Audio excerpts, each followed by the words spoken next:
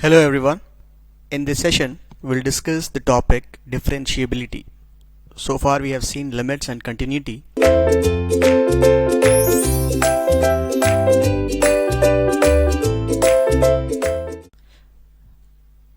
So,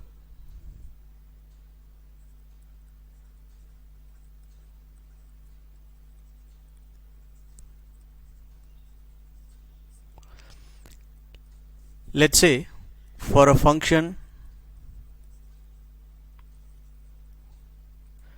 f of x, if dash of x is given as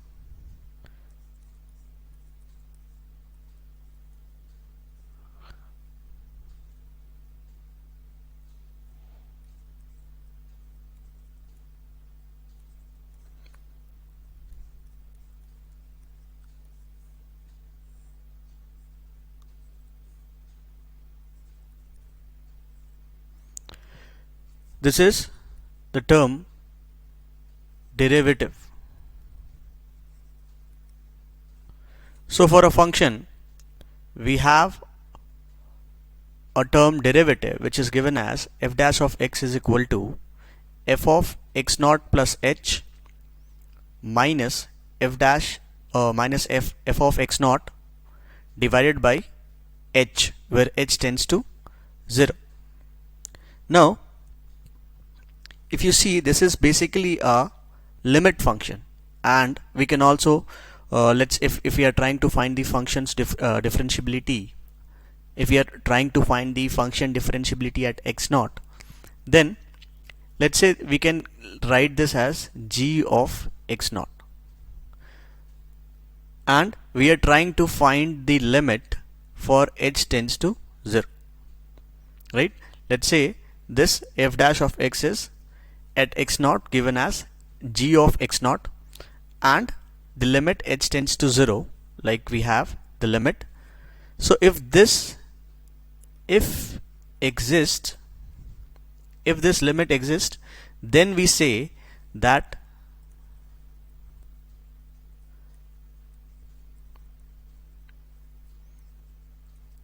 the function f of x is differentiable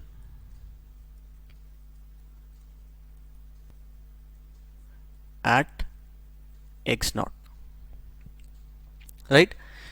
So for a function f of x, we are defining a another function known as derivative, which is f dash of x given as f of x naught plus h minus f of x naught divided by h, where h tends to 0. So basically this is a limit function, and in another sense we are also writing it as g of x naught, this derivative as g of x naught. So if this limit exists for h tends to 0, then we say that the function f of x is differentiable at x naught, right? Also, if a function is differentiable in a domain,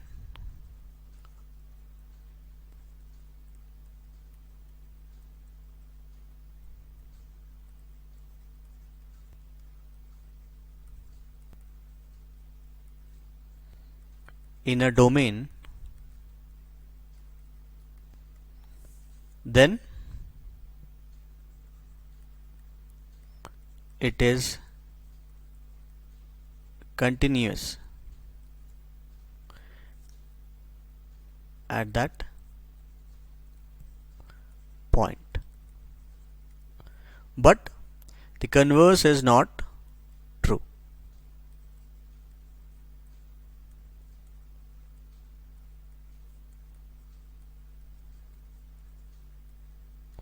That is, if a function is differentiable in a domain, like if we are checking the differentiability at a point, then it has to be continuous at that point. But the converse is not true. If the function is continuous, it may or may not be differentiable at that point. So the converse is not true.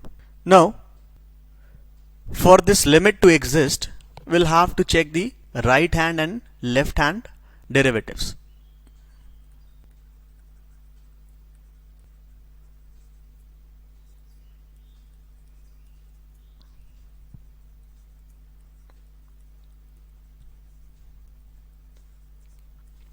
Let's say for a function of f of x at again x naught. So this right hand limit, so this so this right hand derivative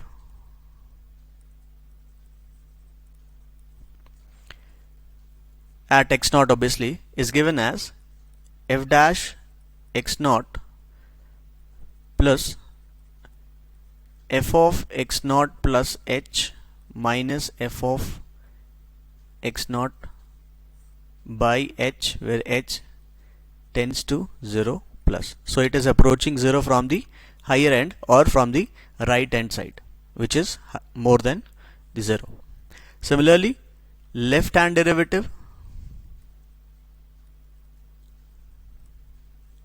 is given as f dash of x naught minus as f of x naught plus h minus f of x naught by h for h tends to 0 minus, right?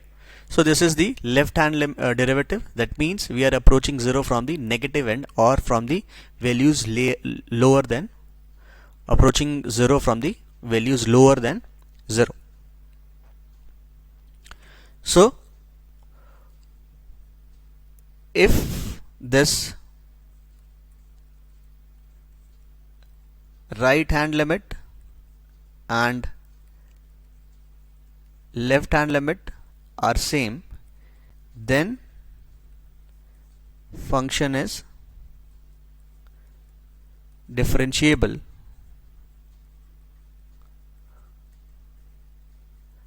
at x naught. And if we are trying to find differentiability for an interval, let's say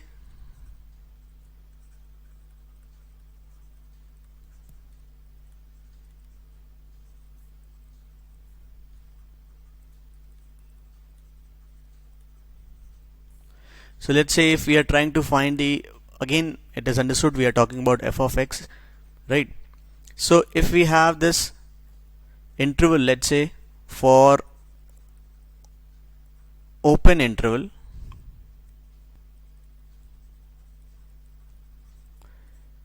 a b, if the function is differentiable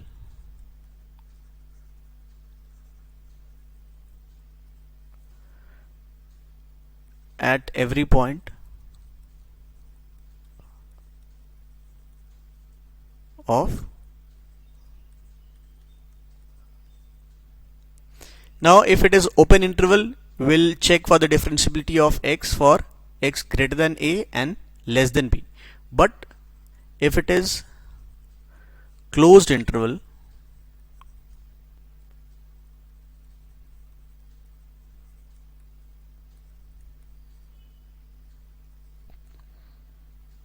in this case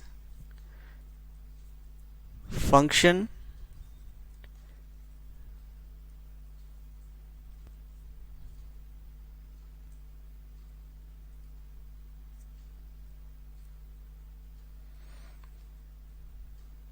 should be differentiable at every point of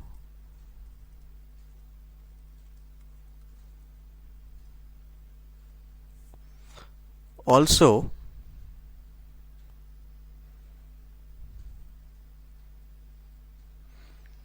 f dash of a and f dash of b should exist, right? So what we mean to say is, if we are trying to check the differentiability for open interval, then let's say this is the function between a and b. Let's say this is a, this is b. then we'll be checking for all the points between A and B. But if it is closed interval between A and B, apart from checking the differentiability for this region A, x greater than A and less than B, we will have to check it for the end point also. But we are not going to check, like if it is a lower limit, if A is the lower point here, we are not going to check for the left hand side, and similarly if it is the higher limit, we are not going to check for the right hand side. What we will do is we will check for the right hand for the lower limit, and we will check for the left hand for the upper limit. So this f dash of A plus is the right hand limit and f dash of B minus is the left hand limit. So these two should also exist, then only we can say this function is differentiable in the closed interval. Other than that, if we are trying to check the differentiability graphically, first it should not have, like the points where it won't be differentiable is if it is having a break, if it is having a bend, or you can say a sharp turn, and also where the function has a tangent vertically.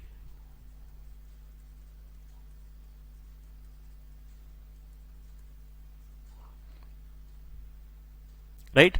So vertical tangent it means that slope is parallel to the y-axis. So the points where we may not have this differentiability is if suppose you have a break. So if this function is going here like this and then it is having a break, so at this point you have a break. At the break where it is not continuous, it cannot be differentiable. Then maybe there is a sudden bend. So if it is having a bend, then also we won't have the differentiability at this point, because we cannot define the slope at sharp bend, right? And then if at some point this function is moving and the slope is parallel to the y-axis, which is the slope becomes infinity, that point also the function will be not differentiable. So there are three cases we can see in the case of graphical observation: break, bend, and vertical tangents. So at these points the function is not differentiable just by observation. Now let's see some of the properties which we can use.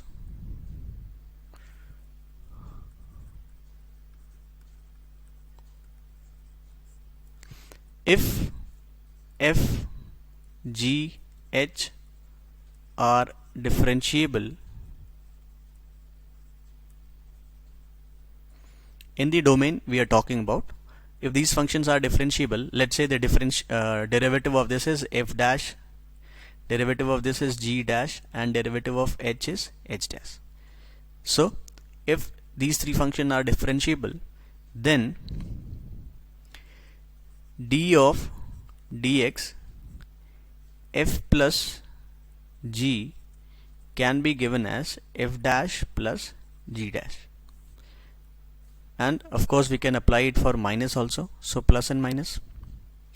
Now if we are doing a scalar multiplication, d of dx c times of f, where c is a scalar, then we can directly write it to be c times of f dash.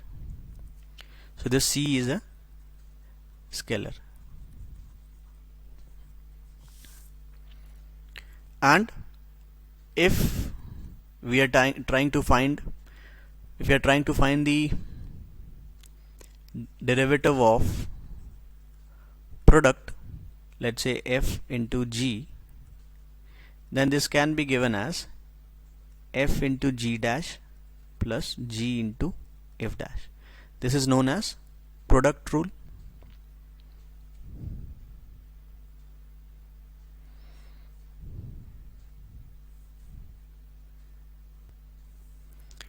Similarly, if we are trying to find the derivative of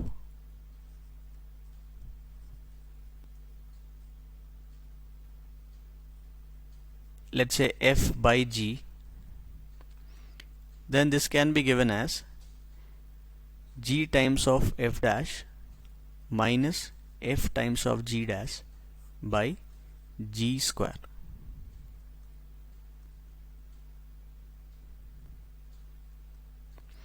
right? G times of f dash minus f into g dash by g square. And let's say if a function f, let's say it is a function of u, where u is a function of g, where u is a function of x in terms of g, then du by, or I can say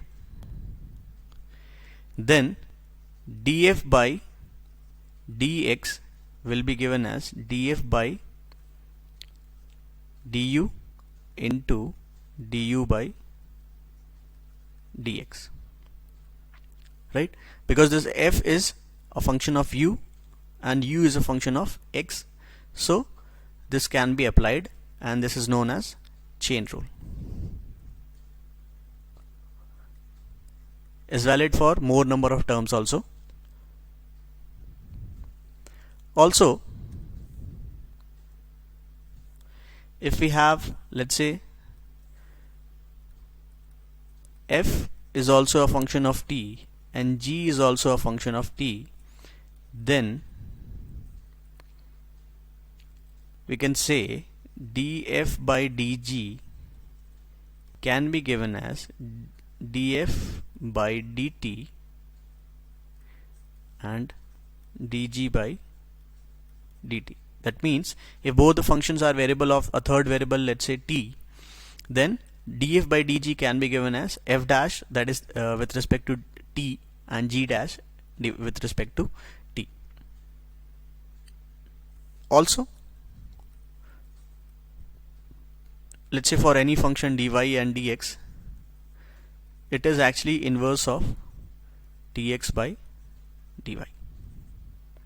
So these are some of the properties and understanding of and graphical observation which we are going to use for finding the differentiability.